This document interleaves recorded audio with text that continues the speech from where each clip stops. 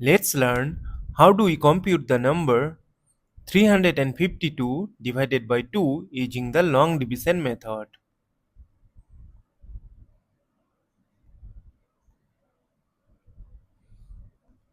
Consider the first digit 3.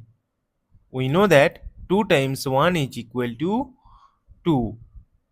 Subtract, we get 1. Now this 1 is less than 2. That is why we will bring down this adjacent 5 here. And we know that 2 times 7 is equal to 14. Subtract, we get 1.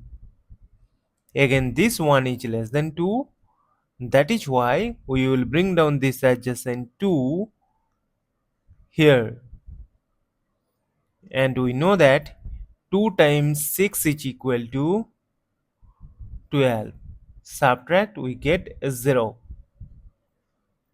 As we get the number 0 and we have no number to bring down here, so we will stop.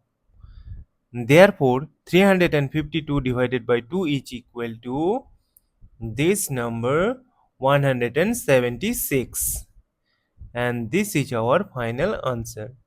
Thank you for watching. Please like, share and comment on the video. Also do subscribe our channel.